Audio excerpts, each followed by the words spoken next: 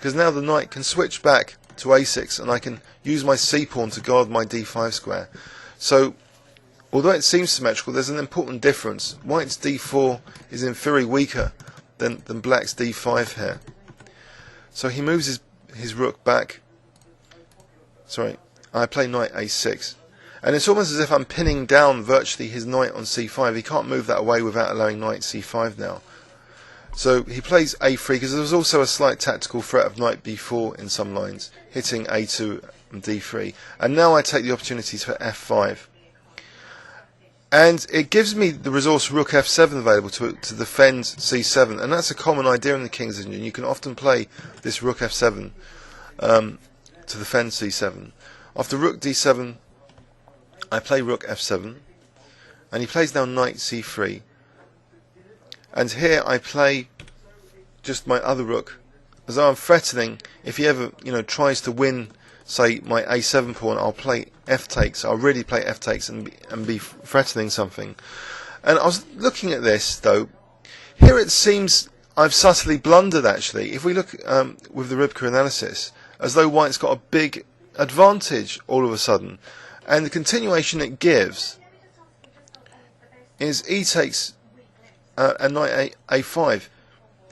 But to be fair, I think we're both kind of short of time. It's a very kind of fast time limit on this North Circular. There isn't too much time to analyse.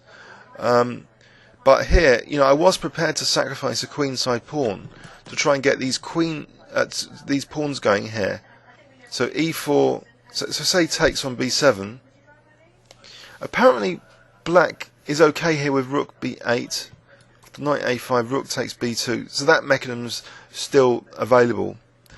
So maybe there wasn't too much to be concerned about losing the b7 pawn. But what of the a7 pawn? Knight b5, e4, knight takes a7, say. I had figured that I would have some compensation here in practice with f4, with the threat of f3 and then e3. So say knight b5 and now f3. So say white played g3. I was hoping that this would be quite kind of dangerous. Rybka doesn't actually think much of it though. Takes on e3, and white's a lot better. This check might be harmless. Oh dear. So where did I go wrong here? Let's rewind back to when he played, even before f5 was played. That is a slightly weakening move. Rybka's suggestion here to try and maintain equality is simply to contest the d file.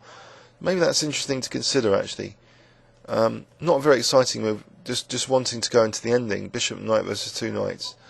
But maybe objectively it was the best. So my continuation retained some tension in the position. Pardon me, say rook d7 here. Rook b8. It seems a bit passive this way of playing it. But if my king can come to f8 now, I can evict the rook, at least, from the 7th rank.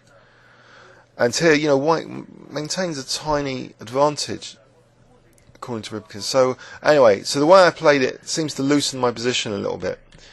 But he didn't go pawn hunting. He took on f5, and now played king f1, so he sort of started centralising his king. And the thing is, when I played e4, I've noticed now that my bishop can return to this diagonal and put real pressure on his queen side.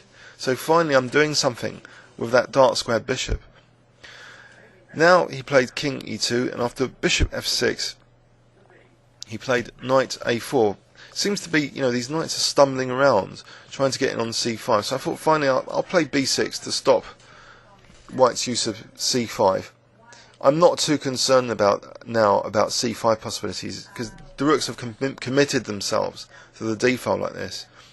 So he took on f7 and now played knight d4. And I was prepared for this. I didn't want to give up my dark square bishop, but I thought f4 would be fine here, because if knight f5, then I thought king h7. But apparently, Rybka's giving knight c6 as a dangerous move for white. Say f3. Takes, king e3, check. Apparently this is better for white, because my a7 pawn is in trouble. So there is some venom in white's system, it seems, all the way through, even in this kind of position. If I play rook f7, then my opponent, can he not just now take on a7, I wonder? Bishop h4. Yeah, white would be better. So there's a bit of bluff going on here in this King's Indian then. What he does is a slight blunder then. He weakens his position. And now it's dead equal according to Ribka. So this is a clear blunder. It was approaching the time control. So the time control on this is 30 moves and now and a quarter. Move 27 now, he plays f3. He's only got about 2 or 3 minutes left on his clock. I take on f3, he takes for the knight, and now check. And now he plays king d2. So I was relieved that he hasn't got the resources now for rook d7 or rook d8 in some lines.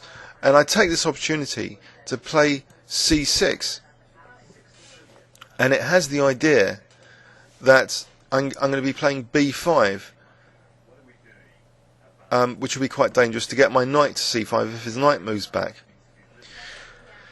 So he really blunders now at move 30 by playing b4, and I thought this was it. I thought I was going to win this game. At move 30, we'd reached the time control. We only get an extra 15 minutes each. It's a fast time limit. No time to do lots of trees of Kotovian analysis. But I did manage to spot with my human eye, just rook e3. So this immediately exploits the weakening of my opponent's very last move. That b4 has just weakened a3 and c3.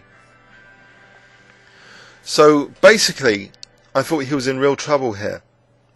He plays b5, and I simply take, and I play knight c7, and he's got a sneaky plan now, which I didn't realise, which is essentially to try and draw this game by removing every single one of my pawns.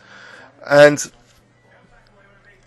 what I did, I took on b5, and he plays rook c6, so he's actually forking my bishop and b6.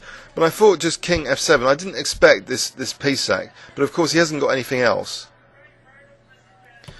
Let me give you 10 seconds starting from now to have a look at this position and see what's going on.